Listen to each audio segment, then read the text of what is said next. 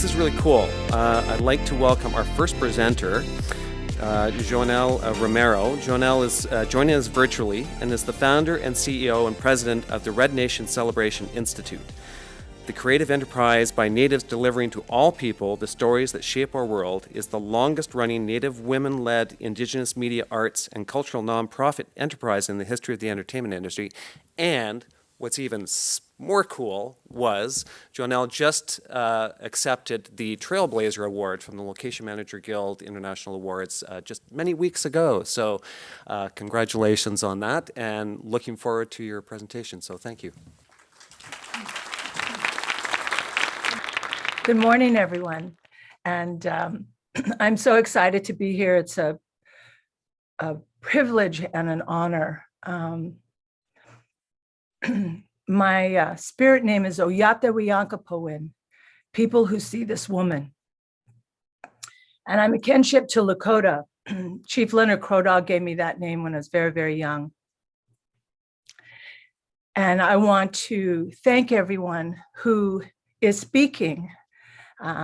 Especially my heart goes out to our relatives that are there with you in person today, and the heartfelt messages and the leadership that they are providing for all of us, not only within our industry, but in the world at large.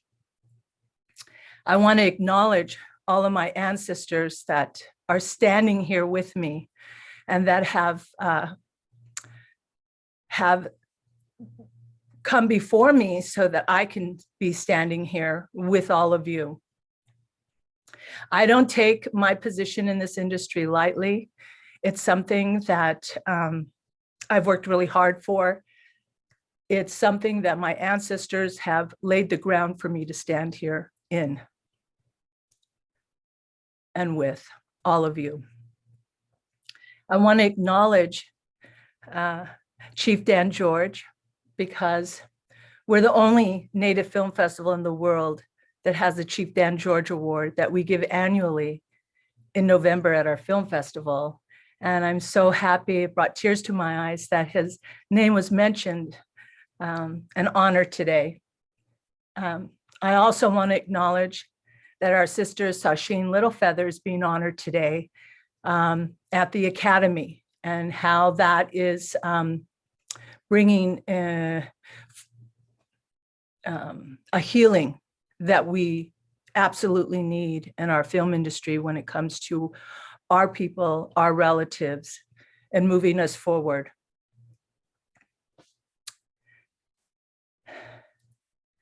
I also want to acknowledge Honorable Melanie Mark for mentioning the Maniwaka, the sacred water. Our first medicine is water. We're in water when we are in our mother's womb. And that is the big thing. It's always been the big thing on our land, is this sacred Maniwaka, the sacred water. And so my hope and my prayer and my work lends itself to connecting with the film industry to encourage them to partner with us, our Native people, in bringing economic development on Native land, and to empower the film industry to be more environmental friendly and moving forward. So I'm excited about that. I'm going to share a little bit about my history in the industry. I've been in the industry 45 years. I've accomplished many firsts. It's something that I think Creator has given to me, and it's a great responsibility. And today, I'm not alone, so that's exciting. My first starring role was a girl called Hatter Fox. I'm going to backtrack just one second. My mom was 19 years old when she was pregnant with me, and she came to Hollywood because she had a dream. And she was signed to Universal Pictures, and she made a lot of films with Elvis Presley.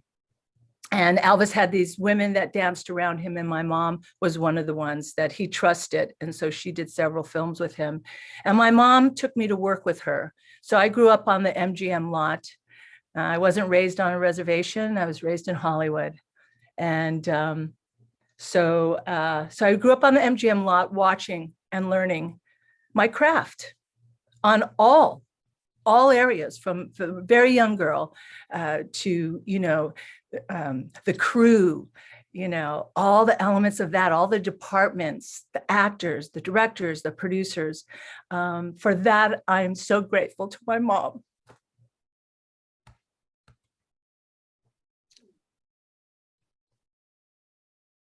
Give me one sec. These tears are happy tears because so much goodness has happened moving our image forward in this industry. It's taken a lot of the ones that have come before us so all of us could be here today. So with that said, my first starring role was a girl called Hatter Fox. It was the first contemporary Native woman story ever produced in film history. And that was in 1977. It was the first contemporary Native woman story. It's the first really Me Too story, actually, that was produced. And I went on to doing a lot of guest roles in episodic television.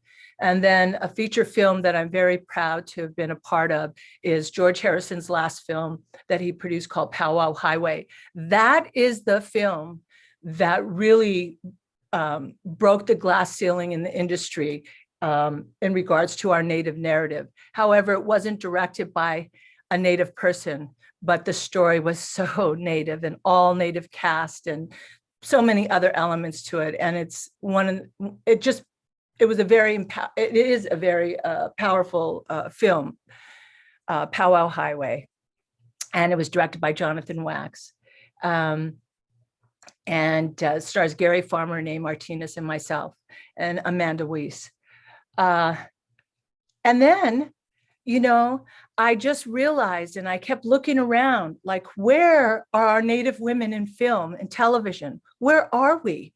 Where are we? I've been working really hard for many years at that time. And it's like, where are we? Why aren't we on the red carpets? Why aren't we behind the scenes in casting, in crew, in front of the camera, behind the camera? So in 1995, I launched Red Nation Celebration Institute, and we're now in our 27th year. And under our institute we created a Red Nation International Film Festival. It's the largest Native film festival in the country.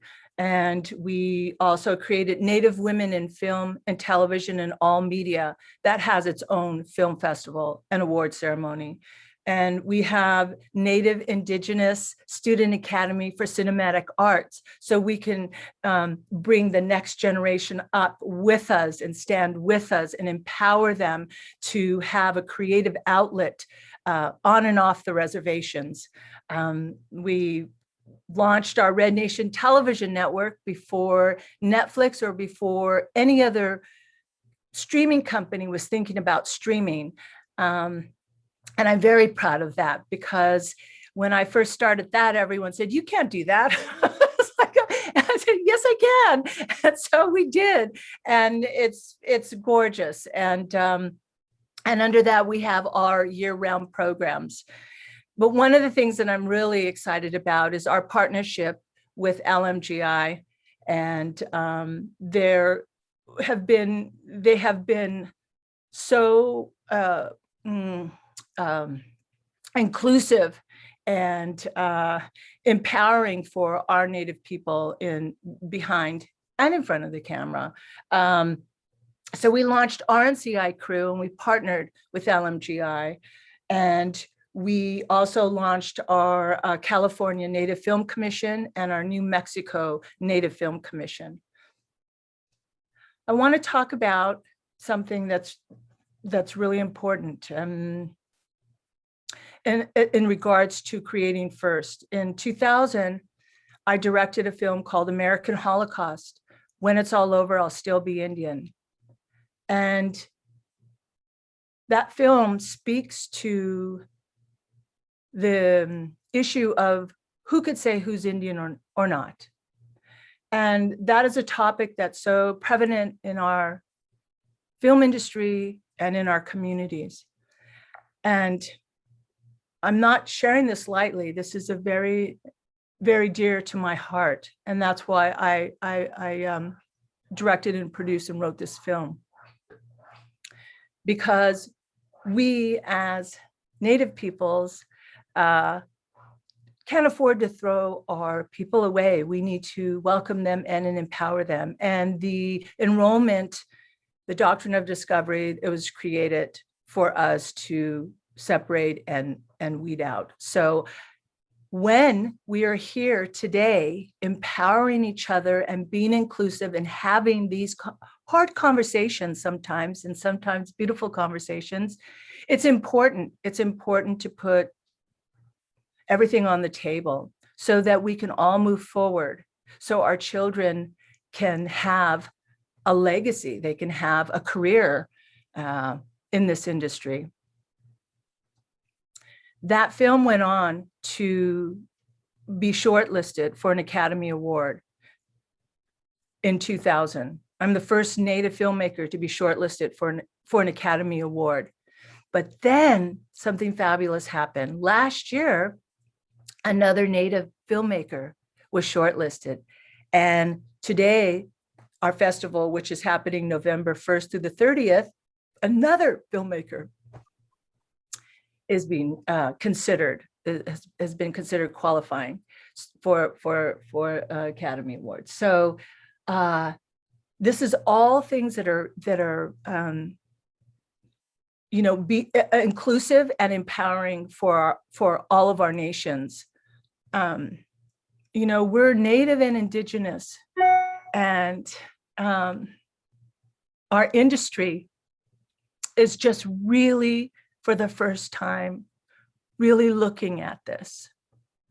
Because of the success of Prey, Dark Winds, Reservation Dogs, Wild Indian, all these new series and films that are happening now are testament to how much talent, gorgeous talent we have, professional and new, up and coming, emerging talent that we have in our communities. So I am just so thrilled to be here, to be able to share with you a little bit about what we do at Red Nation Celebration Institute. And we have a seat, you have a seat at the table with us. We believe in partnerships. We believe in empowering our people. We believe in empowering the industry to really look at the bigger picture, moving forward and going back to the beginning of the environment and our sacred water, our Maniwaka, how it all ties together in a circle, this sacred circle that we're all in.